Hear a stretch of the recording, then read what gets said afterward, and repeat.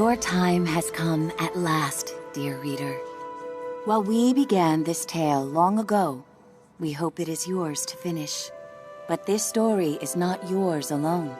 No, it is tied to another. And the journey you take together could change the fate of both our worlds. Shall we begin? They called it the Cinder Night. What came from those dark, starless skies would change the world of Moss forever. The peace that had settled across the land was broken by an unconquerable nightmare. And that night, the animals nearly met their end.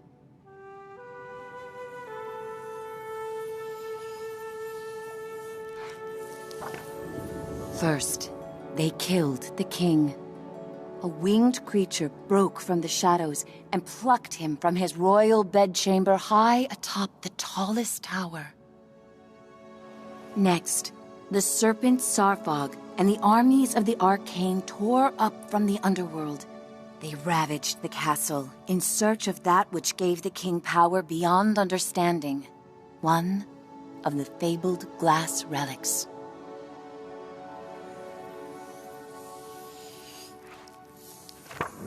The King's Guard fought bravely, but the castle soon pulsed with the Arcane's evil. Every room was gutted, every statue, tapestry, and adornment hexed. But the glass was never found. Even the reclusive sprites set aside their differences on that fated night. They sent a great champion, empowered by their own glass relic, to challenge the serpent and its steel army. Meanwhile, Sir Argus, commander of the King's Guard, led the survivors west through a temple long abandoned by their ancestors and far away from their newly risen enemies. It was an arduous escape.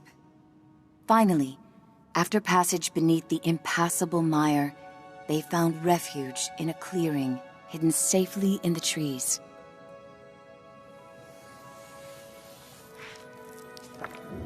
Argus charged back to join the sprite champion at the mire's edge. Together, they fought back the Arcane and sealed the temple passage that led to the clearing. But the champion was gravely injured. Clutching his glass, he retreated deep into the forest where he drew his last breath. A large tree grew upon him. It stood many years in watchful duty, safeguarding the glass and awaiting its next hero.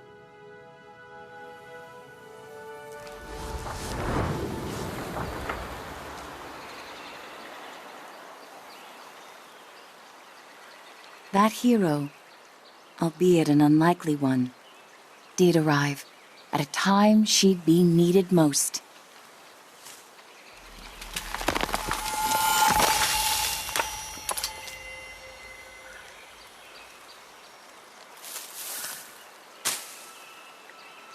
Quill was out adventuring beyond the edge of the clearing. Dusk was creeping in, but she wondered what she might find if she went just a little farther.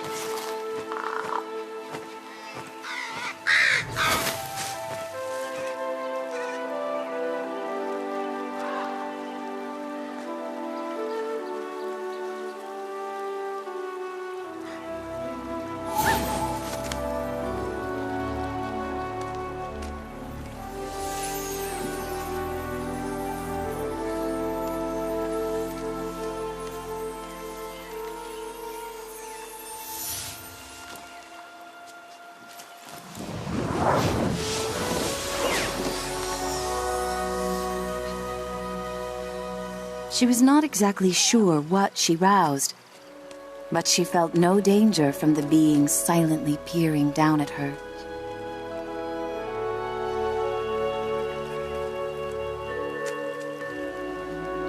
Quill had to hurry.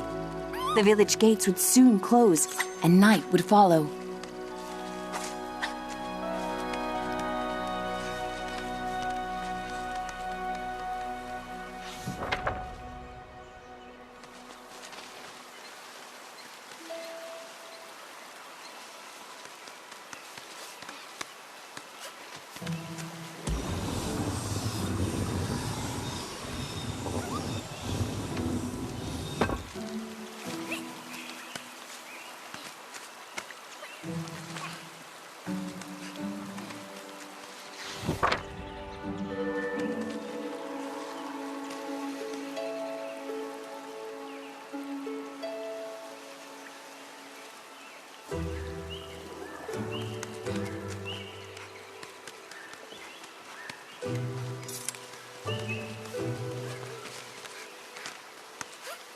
Night, her uncle often warned, was when danger was most present. But Quill preferred the stories of the magical creatures that woke to protect the forest.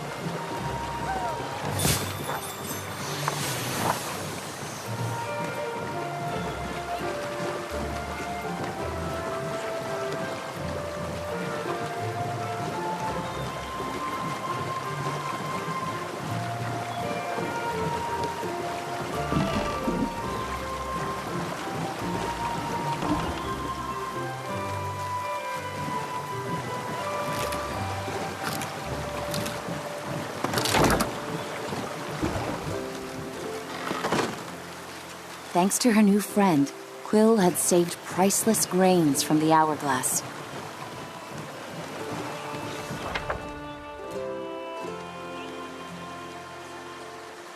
She raced to the door of the cottage she shared with her uncle, hoping once he saw her discovery, he'd lose himself in tales of its legend.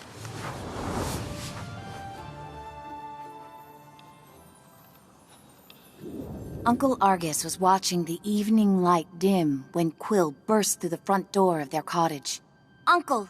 Uncle, there's something you have to see! Out past the bell again, he scolded. Quill, I've told you countless times. I know, Quill replied, crestfallen. I didn't mean to worry you, but I found something strange and magical.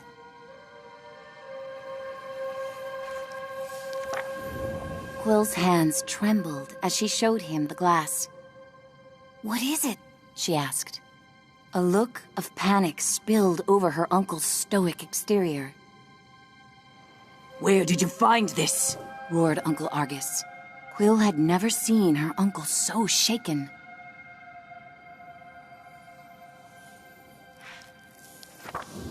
Just west of the clearing, she explained. And as soon as I picked it up, something started helping me. Uncle Argus followed her motion. A reader? With you, here, right now? Quill, what you found is very powerful and very dangerous, he said with great concern. If I could take this burden from you, I would. But this reader has chosen.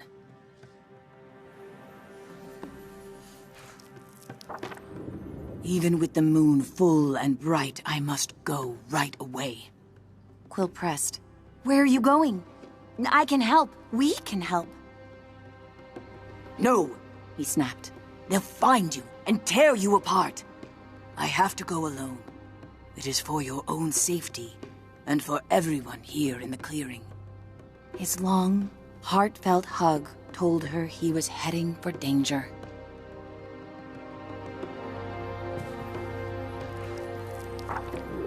I'll be back before midnight. Until I return, I need your word you will not leave the clearing with that glass. Promise me, Quill.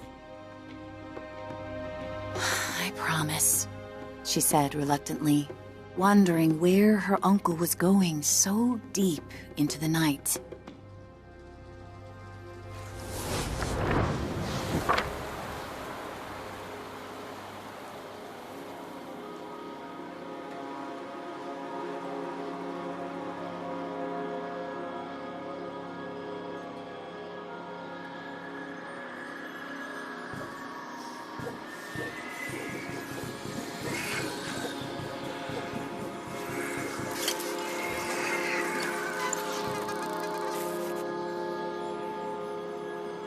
Hey, kid! Kid! Wake up! Hey, kid, over here! I know where your uncle went. I can show you. You're twofold now, very important. Bring that glass, and your sidekick too. We're going to need them.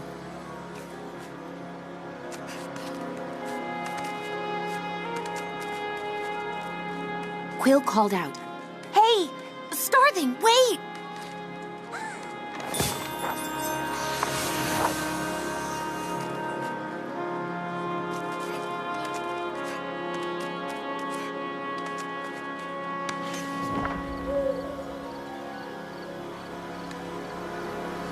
Quill had never met a Starthing. In campfire stories, they often meddled in the lives of mortals. And when they appeared, mischief followed.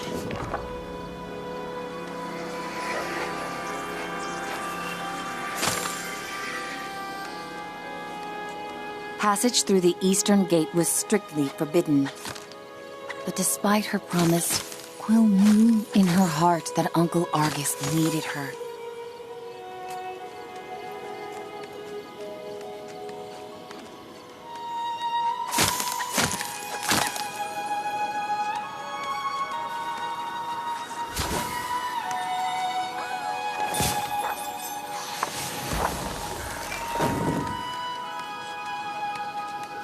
Quill demanded answers. Starthing, you can't just barge in here with your riddles. Where is he? What do you know? The trouble your uncle's heading for is the kind only you and that silent giant up there can get him out of.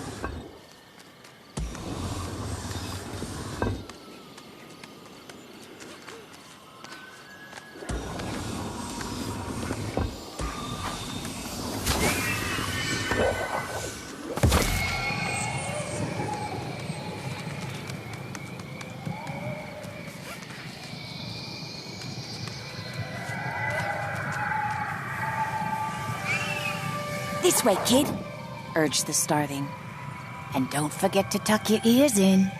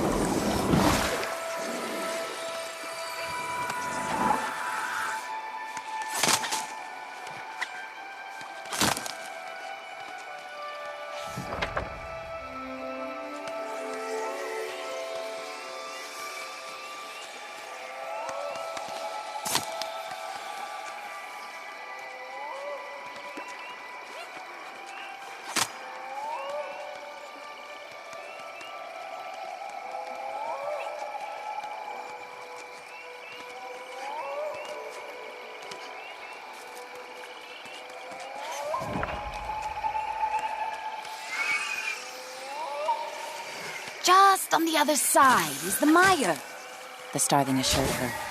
There's a good chance your uncle's still there.